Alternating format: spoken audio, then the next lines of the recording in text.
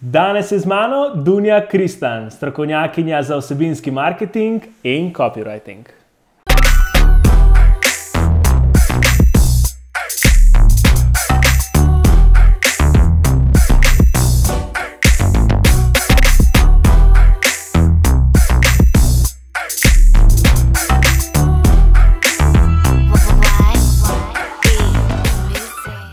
Dober dan, dobrodošli v novi oddaji Point Out Weekly. Danes je z mano prečudovita Dunja Kristan.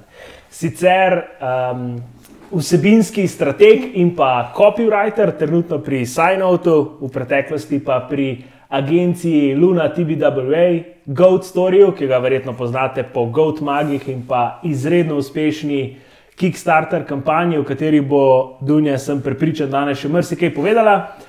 Sicer pa tudi po TED Talkih in pa Fanfari, študentski marketinški konferenci, katere je bila predsednica. Tako je. Zelo lepo, da si se odzvala mojem vabilu in pa seveda vabilu Nejca in da boš delila danes svoje znanje z gledalci. Tako je. Hvala Zoran za povabilo, hvala Nejc. To bo moja zgodba. Evo, mogoče, dajva kar začeti s prvim vprašanjem, ker se mi zdi res tako na mestu zate, da te najprej vprašam, a je bil kak trenutek v tvoji mladosti, v preteklosti, ki se je zgodil in te nekako usmeril na to pot copywritinga in pa ustvarjanja zgodb? Ja, lahko se spomnim, nekoč pred davnimi časi, ker sem bila še zelo majčkena, da me je nad zgodbami navdušila moja mami, ki mi jih je pripovedovala, vse vrste zgodb, med drugim tudi antične pripovedke. No, tle sem si najbolj zapomnila tisto zelo znano Šeherezadi, Tisoč in ena noč, ki temelji ravno na tem, kako lahko v bistvu neka zgodba vpliva na razplet nekih dogodkov. Tako da, od teh majčkenih nog sem se pol naučila. Koliko si bila pa to stara, če smem vprašati? 3 Še ful majhna. Zelo majčkena. Pa sem me zelo hitro opremala s črkami, s prvimi besedami in sem začela v bistvu te zgodbe ustvarjati tudi sama, v sliki, v tekstih in tako naprej. Da me pa zares zanima poklic copywriterja oziroma vsebinskega stratega, sem pa dojela nekje konec gimnazije, ker sem ugotovila, da me zanima v bistvu oglaševanje, kreativa, malo poslovni svet in tako. In sem to uspela nekako združiti pol študijem komunikologije in pol na magisteriju strateškega tržnega komuniciranja, ki pa vse to zgodbo da v nek tak večji okvir, pa v nek strateški plan in tako. Glede na to, da je že tak en dogodek relativno zgodaj v tvojem življenju sprožil to neko tvojo zavedanje, da te to zanima, ustvarjanje zgodb, a se ti mogoče zdi, da je to nekaj, kar ti je, če rečem, položeno v zibelko, nekaj, s čimer se rodiš z nekim talentom za pisanje, za ustvarjanje zgodb, ali je to nekaj, kar se priučiš? Naprimer, da bi jaz zdaj želel biti copywriter, pa vsebinski strateg, a je to nekaj, kar se lahko naučim? Ja, jaz verjamem, da v bistvu zelo pomembno vlogo igra talent. No? To je večina. Je seveda zraven tudi nek ta drill, ki je potreben, da ta talent pol osveti, potrebna je politik motivacija, neka vztrajnost in tako. Ampak verjamem, da brez talenta zelo težko postaneš res dober copywriter. No? Lahko so ti znane neke osnove pisanja, pač vsi znamo pisati eseje, vsi znamo abecedo, samo pač talent za biti copywriter je pa tisto, kar res rabiš. No? Mislim, talent je tisto, kar rabiš, da postaneš dober copywriter. Ok, zdaj govoriva dosti o temu copywriter pa vsebinski strateg, sva že parkrat omenila. Ja. A mogoče lahko poveš na enem konkretnem primeru, da si bo tudi gledalec oziroma gledalka lahko predstavljala, kaj v bistvu pravzaprav dela vsebinski strateg / copywriter? Ja, obema je skupno to, da morajo biti zelo jasne osnove komunikacije. Zelo dobro morata poznati samo znamko, potem ciljno skupino, s katero govorita. Razlika je pa ta, da recimo content strateg v bistvu to zgodbo brenda nekako zna aplicirati na neko strategijo, na različne kanale, na različne contente, se pravi na različne vsebine. Medtem ko copywriter pride pa tukaj v akcijo, ki mora pa v bistvu narediti tisti magic. Se pravi, pripraviti nek tekst, ki bo bralca oziroma prejemnika sporočila pripravil k neki akciji. Ne. To je zdaj glavno bistvo copywritinga, je pač ta call to action, ki ga zna zapakirati v tako lepo melodično strukturo.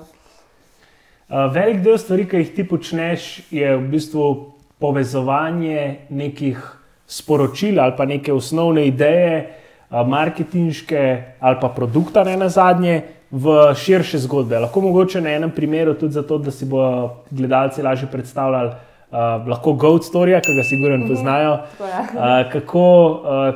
Kako je to videti v praksi? No? Okay, zdaj sem bila zraven pri drugi kampanji Kickstarter, ki smo imeli za to Smart Coffee Instrument, Gina, s katero smo tudi dosegli 500 000, tako da je bil res kar velik uspeh. Jaz sem bila takrat zaposlena kot content strateg.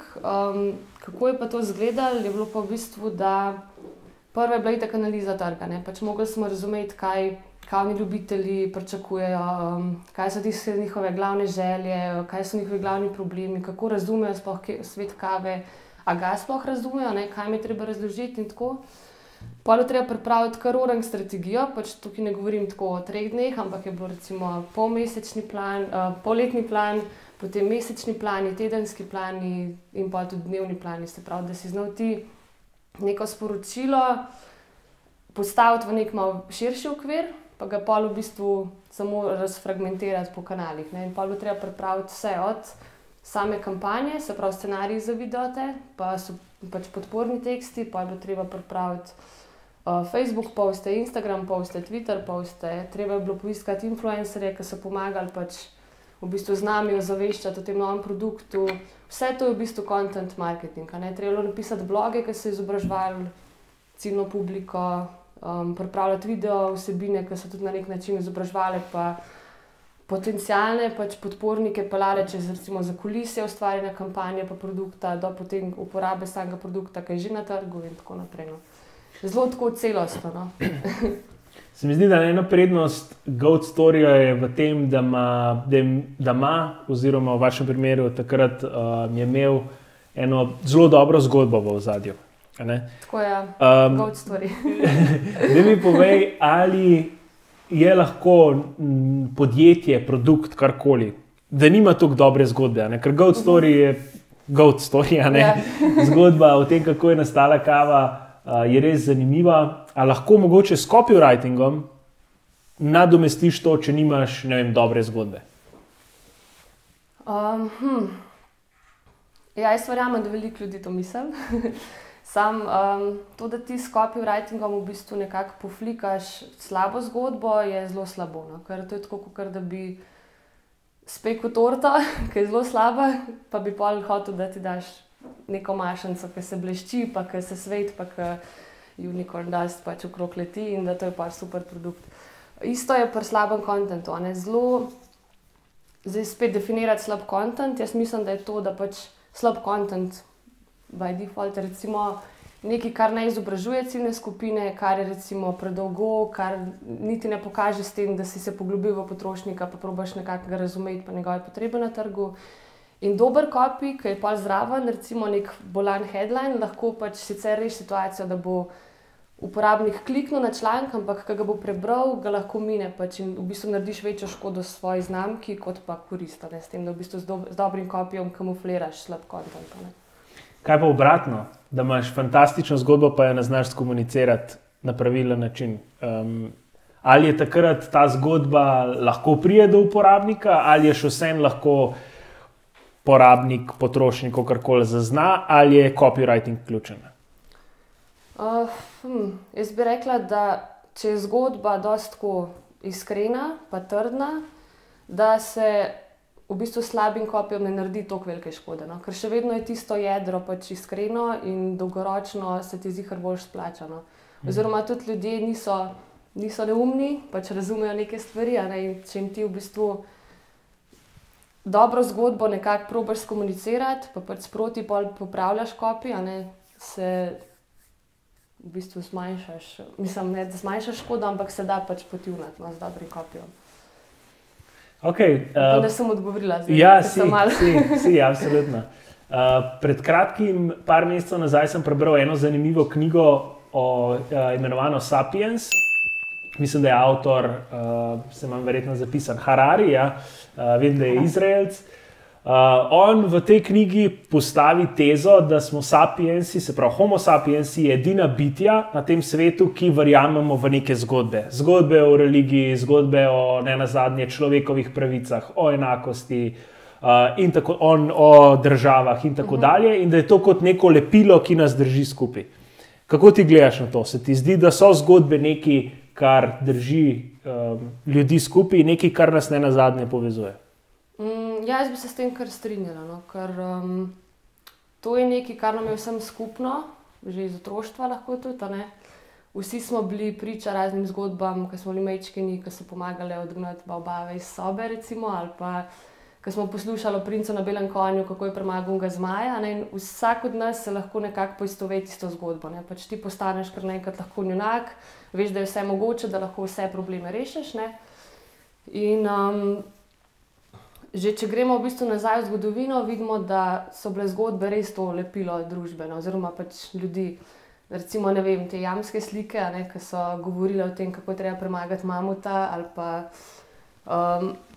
potem kasneje, ko se razvije, pač, ko dobimo tisk, ne, so bile zgodbe napisane, zdaj itak v zadnjih 20-30 letih, ker je pa tehnologija toliko napredovala, imamo pa PowerPointe, imamo računalnike, vsako v svojem žepu že praktično, ne, ki si obdan z milijonami orodij, s katerimi lahko ustvarjaš razne zgodbe. Tako da definitivno so nekaj, pač, kar nas povezuje. Ne? Zdaj lahko v dobrem smislu, v negativnem, lahko v bistvu nas navdihuje, hkrati nas lahko zelo žalostno naredi. Ne? V bistvu je zelo enih veliko razlag, kako zgodbe vplivajo na človeka. Ne? Imaš biološko, čisto kako na hormone vpliva lahko. Ne? Lahko ti dobra zgodba, recimo, našopa dopamin, lahko ti adrenalin našopa, lahko oksitocin, ki vpliva na empatijo, ne? Ta mogoče se mi zdi najbolj tako, to, da si ti z eno zgodbo rataš empatičen, te naredi človeškega. Ne? In pač, če zgodba uspe to doseči, si v bistvu že zelo veliko naredil. Ne? Zdaj si večkrat omenila dobra zgodba. Ja. Kako pa jaz kot nek laik vem, kdaj je zgodba dobra, in pa mogoče dodatek k temu vprašanju, kaj pa je tista ključna vsebina dobre zgodbe? Ja, definitivno mora biti taka, da te nagovori. No? Se pravi, da ti, ko jo bereš, da veš, da tebe nekako nagovarja, da te nekdo, ki je to tebi hotel sporočiti, ne, preko zgodbe, kot orodja, da te razume. Ne? Zdaj imaš veliko enih konceptov, ne vem, lahko gremo čisto v literaturo ali pa v filme. Ne? Jaz verjamem, da definitivno mora biti dramatski trikotnik, ne, se pravi. Oziroma ne, še nazaj. Moraš imeti enega protagonista, antagonista, ne, s katerim se lahko bralec poistoveti, se pravi, protagonist je načeloma bralec, ki pa zdaj rešuje nek problem, ki se dogaja, ne, recimo na trgu. Pa definitivno ta trikotnik dramatični, ne, ko v bistvu narediš neko dramo, ne, v bistvu buildaš do tega vrha in pol nek razplet, ko uporabnik najde rešitev na trgu in pol pač, kako se to odvije z nekim call to actionom. To je zdaj tako, kot bi povedala moja srednješolska učiteljica slovenščine. Ja, ja. Zelo dobro, ja. Okay. Recimo, no, tako, zdaj dobre zgodbe imaš veliko kriterijev, kaj so pa kaj niso, ne? Ampak zagotovo, če ustreza nekim takim pač parametrom, ki znajo zgraditi dobro zgodbo, kot jo uporabljajo filmi pa knjige, ne? Definitivno pač ne moreš zgrešiti. Ne? Težje je pol, če bereš neke tiste dolge eseje, brez repa pa glave, pa brez nekih likov pa razpletov, pa tako, pa to je recimo slaba zgodba, vsaj za me. Zdaj v preteklosti, seveda pa do zdaj, si imela kar nekaj izkušenj z različnimi znamkami. Naprimer, Goat Story je popolnoma drugačen od tega, kar delaš zdaj s Signotom, ki je, če se ne motim, aplikacija bolj za znanstvenike, ja. Ne kot nek dnevnik. V tem smislu. To je software za laboratorije. Ja. Kar je verjetno popolno nasprotje. Kako to vpliva na ustvarjanje zgodb, na ustvarjanje nekega kontenta, copywriting in vse to? Se pravi, različne ciljne skupine. Tako je. Ja, v sami osnovi vpliva na to, da v bistvu, to, kar sem prej rekla, da moraš poznati osebo, ki ji govoriš, ne? Pač moraš točno razumeti, kaj so njegove potrebe, problemi in tako in kako jih rešiti. Zdaj pa zavisi čisto od tega, s kom govoriš, katere kanale uporabljaš, kakšen ton komunikacije, recimo čisto iz mojih izkušenj je zelo velika razlika, ti govoriš z enim kavnim navdušencem, ali moraš nagovarjati enega znanstvenika, ki ima tam PhD, a ne. Tako da zelo so izzivi, tudi izzivi so potem pri kanalih, ki jih zbiraš. Recimo pri Goat Storyju konkretno je bila naša publika zelo vizualna, zelo so pač obožvali so video, te slike, estetske slike, pač naš tim je tudi veliko delal na tem, da so bile slike res pač top notch. Medtem ko znanstven community dela pa dosti zelo na faktih, pa na člankih, pa na čist drugih kanalih. Pač dobesedno totalno druga pot, ki moraš obrati. In od tega pa zavisi sama strategija vsebinska, ki jo postaviš, in tudi sam copy, recimo tako imenovan ta tone of voice, ki ga uporabljaš, se zelo razlikuje. Pač pri znanstvenikih, recimo spet primer, zelo resen, zelo umeren, recimo, medtem ko pri Goat Storyju lahko prvoščeš malo sarkazma, malo humora in tako naprej. Zdaj, dober copywriter mora te osnove vedeti, pač nekdo, ki pa recimo generično neke tekste proizvaja, je pa pol tekst povsod generičen. In to ni pol copywriting več, oziroma zelo slabo pol nekako posreduje to zgodbo brenda, ki jo hoče peljati naprej. Da mi še to povej, mogoče, da sva še malo poskušala biti malo bolj konkretna, pa dati gledalcu, gledalki mogoče kak konkreten nasvet pri pisanju zgodb ali pa pri copywritingu, kako naj ve, kdaj je dober ali pa na kaj mora biti pozoren, kaj so tisti neki triki, neki asi, ki jih skrivaš v rokavu. No, se vseh verjetno ne moreš povedati, Če ne bo brez službe. Spremljite njene naslednje kampanje, boste videli, ali bo stresala vse te ase. Zdaj pa sam dva povedati. Tako je, tle vam je nas. Mislim, zdaj dober copywriting, to, kar sem prej rekla, mogoče, če gremo en korak nazaj, zelo pomemben je brief. Se pravi, kako je copywriter zbrieferan, ali so mu jasni pač vsi ti key pointi, ki jih rab polon nekako združiti v en mini tekst, ki bo zraven še prodajal, pa še zgodbo pelil, pa tako naredil. Zdaj, čist moje osnovne smernice, ki jih lahko delim, so, da prva je ta, ne bojo teksti kratki, ne bojo predolge klobase, ker itak vemo, da je pač attention span bralca 8 sekund ali pa zdaj še celo manj, ker je to zasuti smo z informacijami in v bistvu zelo egoistično je pričakovati, da bo bralec res hotel to prebrati, celo to pač dizertacijo, ki mu jo date pač, druga stvar, ki je definitivno ne se truditi povedati vsega naenkrat, ker to se mi zdi, da zelo veliko znamo dela napako, ker pač hoče, pa povejmo to povejmo, pa pejte ta call to action narediti, pa si še ta blog preberete, pa v bistvu imamo še ta nov feature, ki ga hočemo skomunicirati.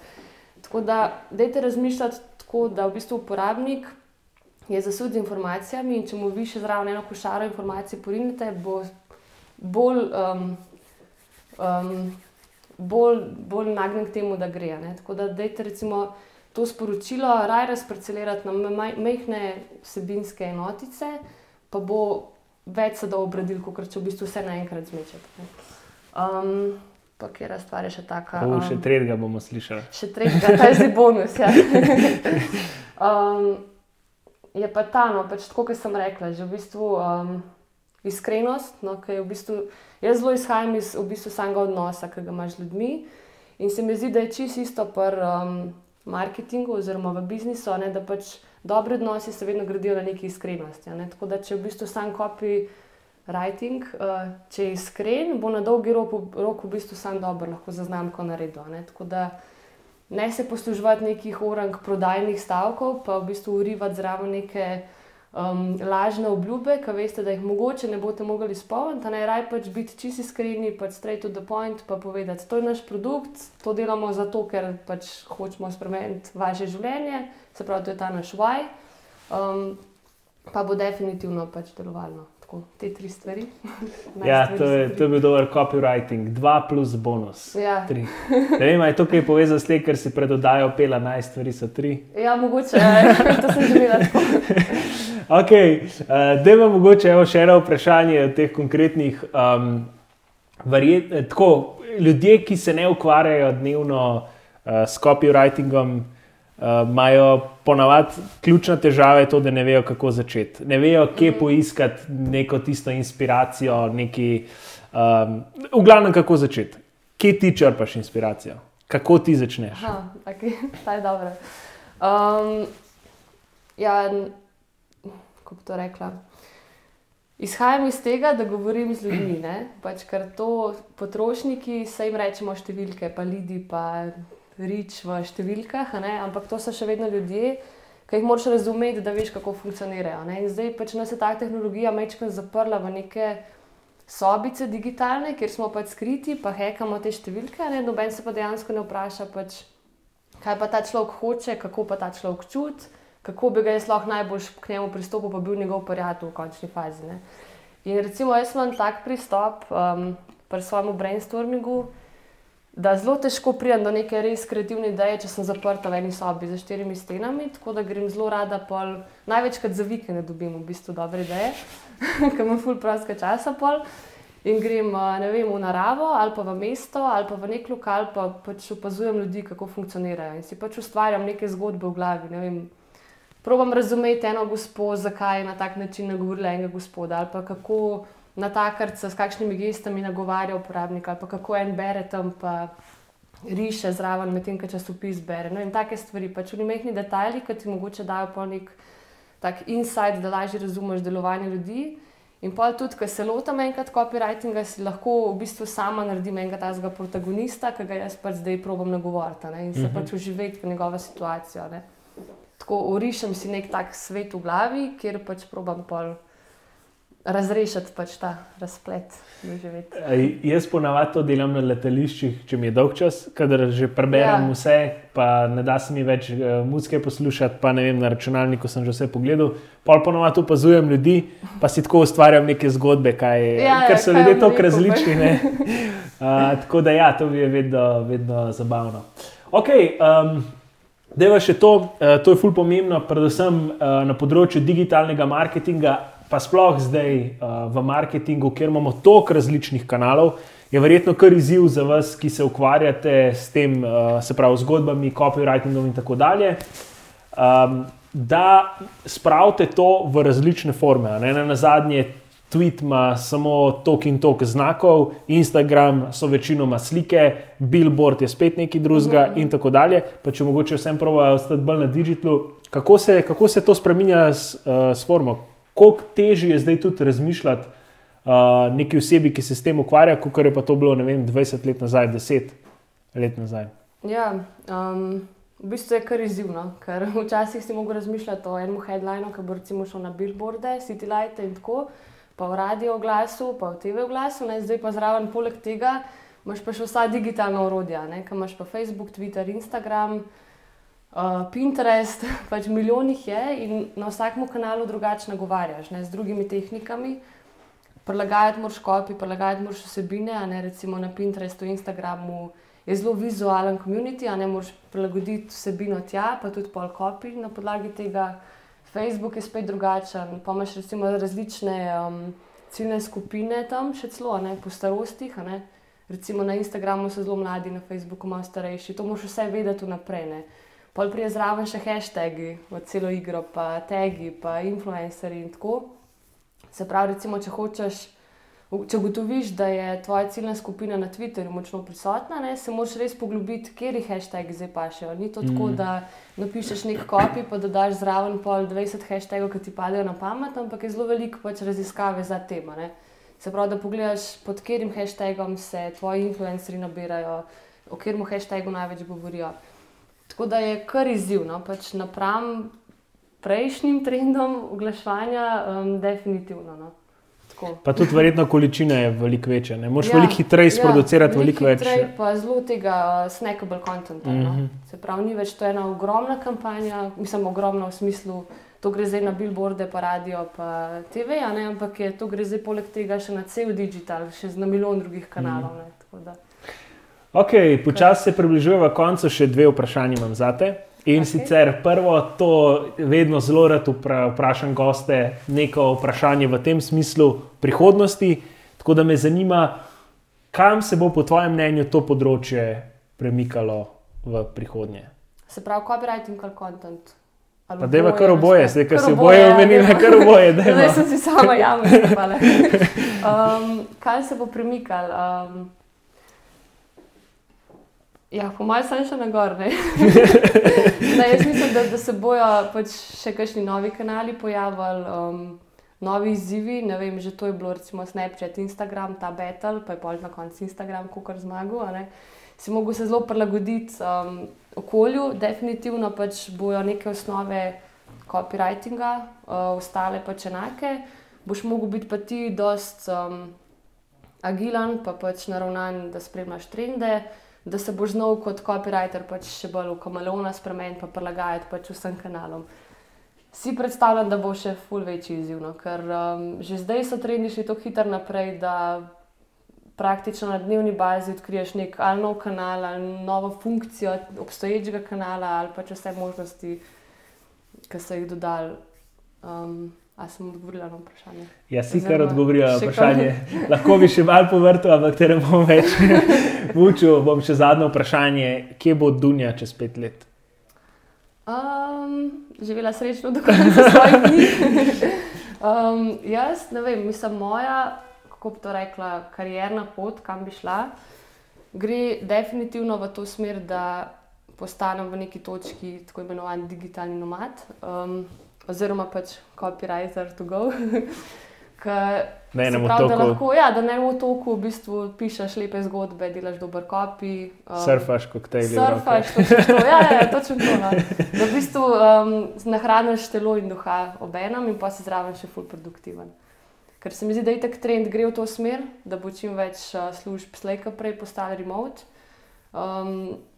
In da pač boš imel to možnost, da s tehnologijo, ki je zdaj pač nam dana, da razvijaš svoj poklic na nekaj več, ne? Da si pač zmožen kreirati ne za 4 stenami v neki pisarni, ampak pač nekaj v naravi, kjer dobiš lahko res ta pravo inspiracijo. No? Meni se zdi, da je to za kreativce zelo super rešitev, no? Kar se poklicne poti tiče, in tudi sama nekje bi šla v to smer v roku 5 let. Se bojiš, da te bojo kdaj zamenjali roboti? To je tretje vprašanje. Ja, mislim, bojim ali pa ne bojim. Mislim, verjamem, da je čisto možno, ne? Ker pač kar so zdaj že zmožni, pa kam pelje razvoj sam. Ampak dvomim, da jim bo uspelo razviti to, da zna robot neko dušo v zgodbo vnesti. No, pač jaz si predstavljam, da bo znal napisati po nekih kriterijih, pa naučenem, ne? Kar boš ti napisala na plaži? Ja, recimo, jaz bom dala smernice, ne, on bo do meni smernice, pač skelet teksta, jaz bom pa pol Magic Dust posula gor. To se mi zdi, da bo manjkalo robotom. No. Pač nismo pa delali od tega, da dejansko slej ko prej počasi prevzamejo vsaj pač tiste procese, ki so lahko avtomatizirani. Tako. Ok, super. Bi še kaj dodala za na konec? Sem vse vprašal. Dodala? Ja, v bistvu to, kar sem že prej omenila. No. Pač, en poudarek, ki bi ga zelo rada pač delila, je ta, da bodite iskreni v svojih zgodbah, pa dobro premislite, kakšna je vaša zgodba. Tako. Super, da vas to mislijo, kar zaključite to oddajo. Samo še to, če boste imeli kakršnokoli vprašanje za Dunjo ali pa za mene in pa Nejca, lahko pišete spodaj v komentarje, smo na voljo. Tako da, to je to za danes. Naslednjič z Nejcem govoriva o tem, kaj morate vedeti, preden začnete s Facebook in pa Instagram oglaševanjem. Spremljaj nas še naprej in se vidimo.